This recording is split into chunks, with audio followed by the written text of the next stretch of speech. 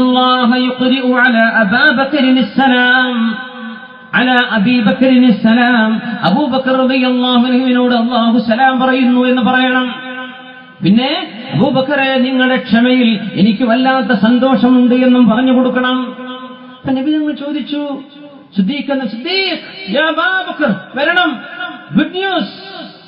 എന്താ good news? അള്ളാഹു നിങ്ങളോട് സലാം പറഞ്ഞിട്ടുണ്ട്, പിന്നെ നിങ്ങളെ ക്ഷമിച്ചതിൽ അള്ളാഹു വലിയ ഇഷ്ടമായിട്ടുണ്ടെന്ന് പറഞ്ഞു. എന്താ സിദ്ദീഖ് എന്നവരെ നിങ്ങൾ ഈ ക്ഷമിച്ചത്? ഞാൻ അറിഞ്ഞിട്ടില്ലല്ലോ. സല്ലല്ലാഹു അലൈഹി വസല്ലം പറഞ്ഞു, നബിയെ, എന്റെ ഈ അണപ്പല്ലിലെ പല്ലുവേദന തുടങ്ങിയിട്ട് 7 കൊല്ലായിട്ടുണ്ട്. 7 കൊല്ലായിട്ട് ഭയങ്കര വേദനയാണ്. എന്തേ സിദ്ദീഖ് എന്നവരെ നിങ്ങൾ എന്നോട് പറഞ്ഞില്ല? അഫഅശ്കുൽ ഹബീബ ഇലൽ ഹബീബ്, മഹ്ബൂബായ അല്ലാഹുവിനെ പറ്റി, മഹ്ബൂബായ നബിയെ നിങ്ങളോട് എനിക്ക് പരാതി പറയാൻ പറ്റുമോ? എന്റെ പ്രേമഭാജനമല്ലേ എന്റെ റബ്ബ്, അവനല്ലേ എന്നെ പടച്ചത്, അവനല്ലേ എനിക്ക് കാണുന്ന കണ്ണ് തന്നത്, കേൾക്കാൻ ചെവി തന്നത്, കൈകാലുകൾ തന്നത്. ആ പടച്ചവൻ ഒരു പല്ലുവേദന തന്നപ്പോഴേക്കും എന്റെ ഹബീബിനെ പറ്റി, എന്റെ മറ്റൊരു ഹബീബായ നിങ്ങളോട് എനിക്ക് പരാതി പറയാൻ പറ്റുമോ നബിയെ? അതുകൊണ്ട് ഞാൻ പറഞ്ഞിട്ടില്ല. തൃപ്തിപ്പെടുക. അള്ളാഹു അങ്ങനെയാണ്. അള്ളാഹുവിനോടുള്ള നമ്മുടെ ബന്ധം അങ്ങനെയാണ്. തൃപ്തിപ്പെട്ടു, വിളിച്ചോനെ തൃപ്തിപ്പെട്ടു. ഹബീബായ നബി തങ്ങളുടെ മുമ്പിൽ സുബഹി നിസ്കാരം കഴിഞ്ഞാൽ ഉടനെ ഒരു ദിക്റിനോ മറ്റു ഔറാദുകൾക്കോ പ്രാർത്ഥനകൾക്കോ ഒന്നും നിൽക്കാതെ എഴുന്നേറ്റ് പോകുന്ന ഒരു സഹാബി പെട്ടെന്ന് എഴുന്നേറ്റ് പോകും. ചോദിച്ചു, എന്താ ഇത്ര പെട്ടെന്ന് എഴുന്നേറ്റ് പോകുന്നത്?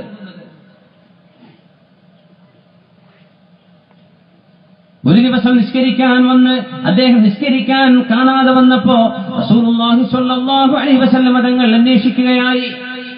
സഹാബിയെ വിളിച്ചിട്ട് പറഞ്ഞു, നബിയെ, എനിക്കും എന്റെ ഭാര്യയ്ക്കും നിസ്കരിക്കാനുള്ള വസ്ത്രം ഞങ്ങൾ രണ്ടാളുടേതും കൂടെ കൂട്ടിയാലേ എന്റെ പെണ്ണിന് നിസ്കരിക്കാൻ പറ്റൂ. നിസ്കരിക്കാൻ ശരീരം മറയുന്ന മുഴു വസ്ത്രം എന്റെ പെണ്ണിനില്ല നബിയെ. അവൾ വീടിന്റെ ഉള്ളിൽ ഇരിപ്പാണ്.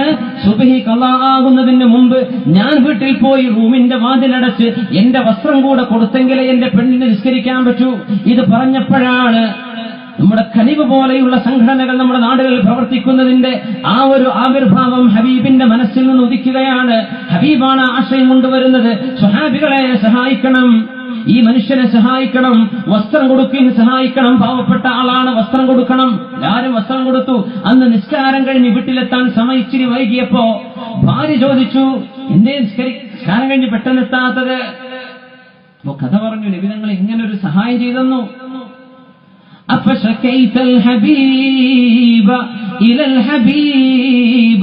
അള്ളാഹു നമുക്ക് വസ്ത്രം തരാത്തത്, അള്ളാഹു നമ്മെ പരീക്ഷിച്ചത് നിങ്ങൾ ഹബീബിനോട് പരാതി പറഞ്ഞുവല്ലേ? ഇത് വേണ്ടില്ലായിരുന്നു.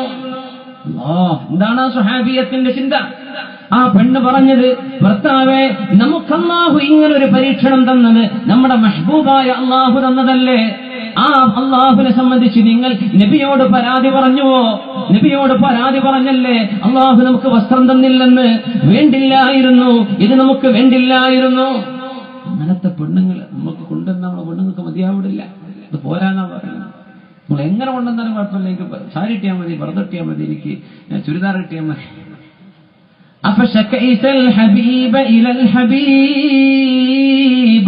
ഹബീബിനെ സംബന്ധിച്ച്, അള്ളാഹുവിനെ സംബന്ധിച്ച് നബിയോട് നിങ്ങൾ പരാതി പറഞ്ഞോ?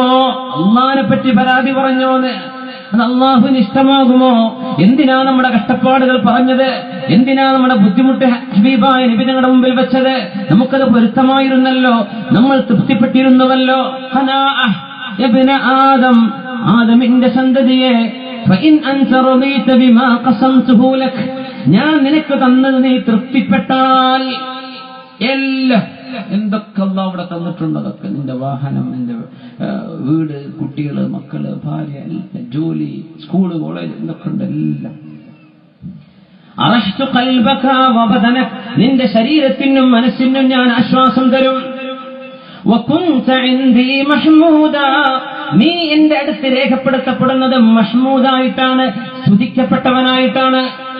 യബ്ന ആദം അലൈഹിസ്സലാം, ആദം നബിയുടെ മോനെ, ഫഇല്ലം തർള ബിമാ ഖസംതുഹു ലക്, ഞാൻ നിനക്ക് തന്നത് നിനക്ക് പൊരുത്തമായില്ലെങ്കിൽ, നിനക്ക് തോന്നി പോരാ, എനിക്കിഷ്ടമായിട്ടില്ല എന്നാണ് തോന്നുന്നതെങ്കിൽ ഫവഇസ്സതി വജലാലി, എന്റെ ഇസ്സത്തിനെ തന്നെ സത്യം, എന്റെ ജലാലിനെ തന്നെ സത്യം. ലൗ സല്ലതന്ന അലൈക ദുനിയാ, ദുനിയാവിനെ നിന്റെ മേൽ ഞാൻ ആധിപത്യം ചെലുത്തും. ദുനിയാവ് കൊണ്ട് നീ അങ്ങ് കുടുങ്ങും, നിന്റെ ബിസിനസ് കൊണ്ട്, ജോലി കൊണ്ട് നീ അങ്ങ് തളരും. ഒന്ന് നിസ്കരിക്കാൻ സമയം കിട്ടാതെ, ഒരു നല്ല കാര്യം ചെയ്യാൻ സമയം കിട്ടാതെ, ഒരു സദഖ ചെയ്യാൻ അവസരം ലഭിക്കാതെ, ഒന്ന് ഖുർആൻ ഓതാൻ നേരം കിട്ടാതെ, പൈസ വേണം പൈസ വേണം എന്ന ഒരു ചിന്തയാണ് നിന്റെ കൺമുമ്പിലുള്ളതെങ്കിൽ ഊണും ഉറക്കവുമില്ലാതെ നീ ഓടി നടക്കേണ്ടി വരും. എങ്ങനെ? തർക്കുനു ഫീഹാ റക്ളൽ വുഹൂശി ഫിൽ ബർരിയ, കാടിന്റെ ഉള്ളിൽ ഹിംസ്രജീവികൾ നടക്കുന്ന പോലെ. അനിമൽ പ്ലാനറ്റ് ടിവി ചാനലുകളുണ്ടെന്ന്, മൃഗങ്ങളെ സംബന്ധിച്ചുള്ള മൃഗങ്ങളുടെ ലോകം മനസ്സിലാക്കി തരാൻ മാസങ്ങളോളം ക്യാമ്പ് ചെയ്ത് അട്ടയുടെയും കൊതുകിന്റെയും കടി കൊണ്ടിട്ട് അവർ ഷൂട്ട് ചെയ്യുന്നത്. നമ്മൾ വിചാരിച്ചു, അല്ലാ 10 മിനിറ്റ് കൊണ്ട് സിംഹം വന്നു, ഇയാളെ പിടിച്ചു, ചെന്നുപോയി. എത്ര കാലം കാത്തുനിന്നുണ്ടാവുന്ന ആ ഒരു സീന് കിട്ടണമെങ്കിൽ ഒരു ക്യാമറ മുമ്പ് തന്നെ വരണ്ടേ?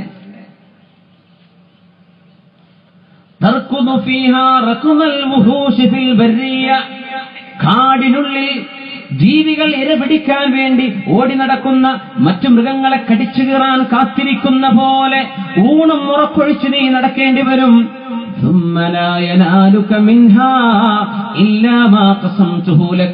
പിന്നെയോ ഞാൻ ആദ്യം നിശ്ചയിച്ചത് എത്രയാണോ അത് മാത്രമേ നിനക്ക് ലഭിക്കുകയുമുള്ളൂ. ഈ കഷ്ടപ്പാടൊക്കെ കഴിഞ്ഞ് കിട്ടണതോ ഞാൻ അതേ തീരുമാനിച്ചതുണ്ടല്ലോ അതെനിക്ക് കിട്ടുള്ളൂ. പക്ഷെ നീ ഒരുപാട് കഷ്ടപ്പെടേണ്ടി വരും. എപ്പോ? നീ തൃപ്തിപ്പെട്ടില്ലെങ്കിൽ. അതുകൊണ്ടാണ് അല്ലാഹുവിനോട് തൃപ്തി ചോദിക്കണം, അല്ലാഹുവിനോട് ഖനാഅത്ത് ചോദിക്കണം. അൽ ഖനാഅത്തു കൻസുൽ ലാ യഫ്നാ, ഒരിക്കലും തീർന്നു പോകാത്ത നിധിയാണ്. കിട്ടിയതുകൊണ്ട് സന്തോഷിക്കുക എന്ന കണ്ടന്റ്മെന്റ്, ഉള്ളതുകൊണ്ട് തൃപ്തിപ്പെടുക. അല്ലാഹു ആ മനസ്സ് നമുക്ക് നൽകുമാറാകട്ടെ. ആമീൻ. ബിസ്മില്ലാഹിർ റഹ്മാനിർ റഹീം. والضحى والليل إذا سجى ما ودعك ربك وما قلى وللآخرة خير لك من الأولى ولسوف يعطيك ربك فترضى ألم يجدك يتيما فآوى ووجدك ضالا فهدى ووجدك عائلا فأغنى. നബിയെ, അങ്ങ് യതീമായിരിക്കെ അല്ലാഹു നിങ്ങൾക്ക് അഭയം തന്നില്ലയോ നബിയെ? അങ്ങേക്ക് ദാരിദ്ര്യമുണ്ടായിരുന്നപ്പോൾ അല്ലാഹു ഐശ്വര്യം തന്നില്ലയോ നബിയെ? അങ്ങ് അല്ലാഹുവിന്റെ സ്നേഹത്തിൽ മതിമറന്ന് മുങ്ങി നടന്നപ്പോ അല്ലാഹു ഹിദായത്ത് കൊണ്ട് നിങ്ങൾ അനുഗ്രഹിച്ചുവല്ലോ നബിയെ? ضالًا في محبة الله, അല്ലാഹു നിങ്ങൾക്ക് അപ്പോഴല്ലേ ഖുർആൻ തന്നത്? അല്ലാഹു നിങ്ങൾക്ക് ദാരിദ്ര്യമുണ്ടെന്നറിഞ്ഞപ്പോൾ നബിയെ അല്ലാഹു നിങ്ങൾക്ക് ഐശ്വര്യം തന്നിട്ടില്ലേ? ആ നബിയുടെ ചരിത്രമാണ് മഹാനായ ഇമാം ബൂസീരി റഹ്മഹുല്ലാഹ് ബുർദയിൽ പറഞ്ഞത്. വറാവദതുഹുൽ ജിബാലു ശുമ്മു മിൻ ദഹബി وراودته الجبال الشم من ذهبي عن نفسه فأراها أيما شممي مولاي صل وسلم دائما أبدا على حبيبك خير الخلق كلهم وراودته الجبال الشم من ذهبي عن نفسه فأراها أيما شممي مولاي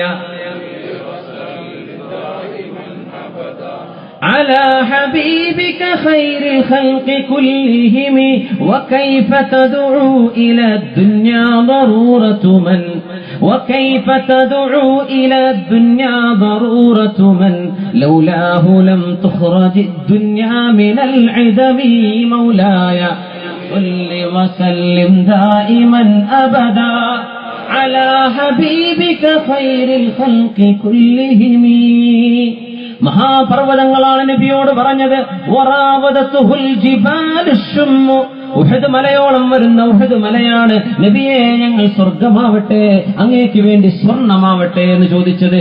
ഞങ്ങൾ സ്വർണമായി തരാം നബിയെ, അങ്ങേക്ക് ദാരിദ്ര്യമെങ്കിൽ ഞങ്ങൾ നിങ്ങൾക്കുള്ള പൈസയായി മാറാം.